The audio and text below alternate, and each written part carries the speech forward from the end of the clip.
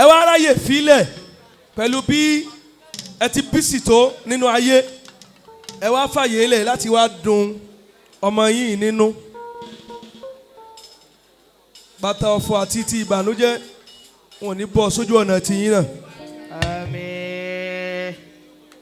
Gbogbo àánú tẹ̀ tí ń wò báyìí pa àánú lélẹ́yìí kò ní bọ́ọ̀lù mọ́ yín lọ́wọ́. Àmín ya Allah. Ibi tẹ́ ẹ ga déhùn ẹ ní tibẹ̀ jábọ́. Àmín. Ọlágbára Ọlọ́run. Àmín.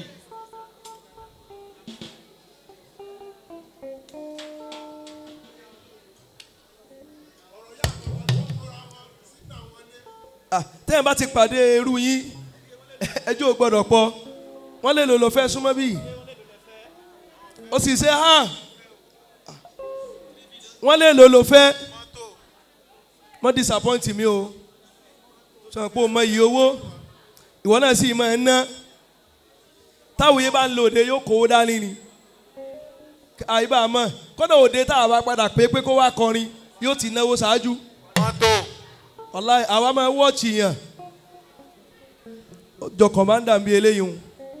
wàláhì ájú kọ̀mándà náà wọ́n máa bù sí wa nítorí sẹ́yìn ní pé tí ìyá yìí bá sọ̀rọ̀ à níbẹ̀ kí wọ́n dákẹ́ tọ́ ọmọ yín lèmi náà o ọmọ yín lèmi náà o yes ma sáwọn ti lọ́kọ àwọn eléyìí sáwọn eléyìí ti lọ́kọ. Alhaja Ẹgbà á máa sọ eléyìí pẹ̀lẹ́pẹ̀lẹ́. tó Ọlọ́run yóò fi àlùbáríkà tó pọ̀ sí ẹ dákun ẹ jẹ́ àjọ sàmì náà dáadáa inú mi dùn púpọ̀ wípé mo wá sí òde àwíyé àgbà tó bá jẹ́ pé mi wá ní ìbádùn mi púpọ̀ ṣùgbọ́n ó dùn mọ́ mi nú wípé bó ṣe pẹ́ mi tó Ọlọ́run kádàrá pé kí n bá program nǹkan kan ni mo fẹ́ sọ ó dàbí ẹni pé SAOTY Professor Emeritus bóyá ó ti dìde ok mo fẹ́ wí kẹ́límà kan tí mo fi fẹ́ bá àwíyé àgbà sọ̀rọ̀ ní ìgbà kan títí dì sín ọ̀gọ̀rọ̀ àwọn Islamic artists wọ́n máa ń ròyìn pé bóyá SAOTY sa iṣẹ́ sí mi wípé iṣẹ́ rẹ̀ ń jẹ́ lọ́dọ̀ ìyá ni òun ló jẹ́ kí ìyàwó jẹ́ yó bẹ́ẹ̀.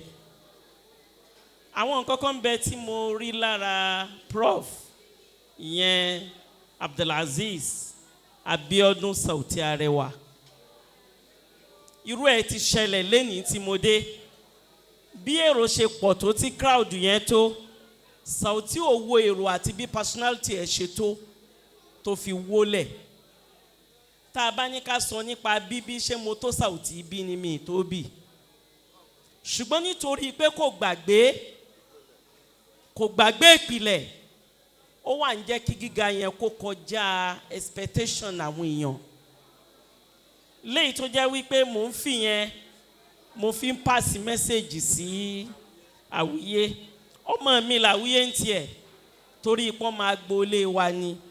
ìyẹn ní gbé ńlá ilé àwọn ọmọ mi àti ilé àwọn àwíyé ẹgbẹ́ kan náà ló wà ìgbà mo wá fẹ́ ṣe birthday inú mi dùn lẹ́ẹ̀kan sí ọ̀gọ̀rọ̀ àwọn èèyàn tí wọ́n wá àbí àwọn èèyàn tí wọ́n kọrin fún mi wọ́n á tó mo bá kà wọ́n wàláhì wọ́n tó bíi 20 àbí bíi 25 bọ́gọ̀rọ̀ àwọn èèyàn ṣe wá kọrin fún mi tó ibi tí orin àwíyé wà lẹ́mìí mi ibi tó gáyà ni yàtọ̀ sí yẹn kò wá sẹ́nìkan torí mi kì í tọ̀yàn mi kì í sì parọ́ torí ẹ̀ mo wá mọ̀ọ́mọ̀ wò pé ilẹ̀ tí ń bẹ lẹ́gbẹ̀ẹ́ ilẹ̀ tí mo fún SAOTY Arewa ni màá fún torí pé Lagos Road ló wà ilẹ̀ yẹn wà lójú ọ̀nà tó lọ láàrin Èkó sí Ìbàdàn lọ́yà mi àti àwọn surveyor wọ́n ní Alhaja Kaola ẹ má fẹ́ nìkankan nílẹ̀ ilé yìí ẹ lọ́ọ́ máa fún wọn níbi tẹ́ ń fún wọn mo níṣẹ́ rí àwíyé àgbà àti SAOTY Arewa ibi tí ó tán bẹ lẹ́mìí mi ibi tó wà gáàlì ni látara bẹ́ẹ̀ ìmọ̀ràn ẹyọ kan tí máa fẹ́ fún ẹ ó ní pé bọ́lọ̀ ń ṣe ní kó ní tawadun kò sí ẹni tí máa kó fẹ́ èèyàn láyé tó tún ẹni tó ní tẹríba kò sí ní téèyàn lè jẹ́ àti ní tó lè mọ̀ àti ní tó lè dà àti ní tó lè tó tí èèyàn bá yẹ láti mọ̀ ní ìtẹríba fún àwọn àgbàlagbà ohun tí kò sí ní tó lè ní wàláì kò ní pẹ́ tán ustaz ẹ̀ gbọ́ béèyàn ti wulẹ̀ kéèyàn ò ní nǹkan tó tí èèyàn bá ní takaburu ẹ wo àwọn àgbàlagbà wọ́n ní alikibriya usifatun li rabbina ọlọ́run nìkan òun ni mọ́tòmọ́tò yẹ nínú téèyàn fi máa ja àwọn èèyàn lólè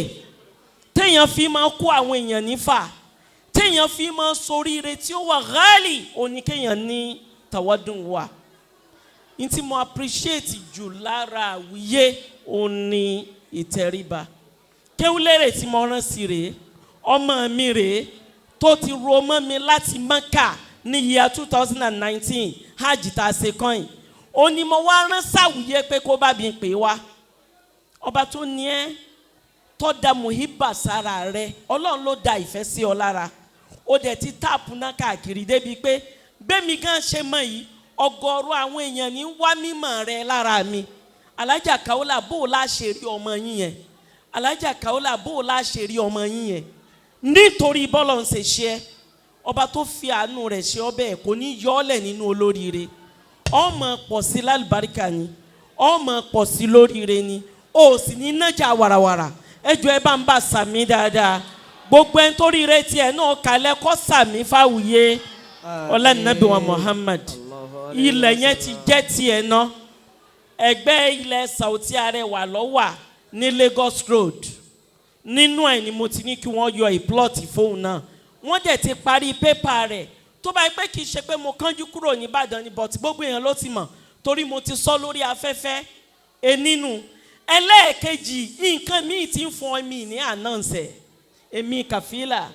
mi ní sọ ó dìgbà tí gbogbo èèyàn bá tó rí lórí social media ìgbà mo ń sọ fún kí ó lérè pé mọ̀wùlẹ̀ jẹ́ ànánsì ti ń fún ọ ọba tó ní wá ló ní ayyuha alladhina amanu ọlọ́ni lima taquluna ma la taf'alun ó wá ní kabura maktan inda Allahi an taqulu ma la taf'alun tó bá yẹ pé wọn ti parí ìwé yẹn ni mi ní sọ torí pé wọn ti parí ẹ̀mí sọ nǹkan míì tó tún gbà lọ́wọ́ èmi Kàfílà borí bí sàrà mi ṣe pọ̀ sí bẹ́ẹ̀ náà ni àlùbáríkà mi ń pọ̀ sí báwọn èèyàn ṣe ń bún èmi mọ́tò lèmi náà ń bún àwọn èèyàn mọ́tò mi ní sọ nǹkan kan mọ́. Assalamu alaikum wa rahmatullahi wa barakatuh. ìyá wa Kàfílà ẹ dákun ìyá wa Kàfílà ìyá Kàfílà ẹ ti sọ̀rọ̀ ẹni ó fún yẹn nílẹ̀ káàkiri ẹ sì ní nǹkan míì tẹ́ tó fún ẹ ní sọ.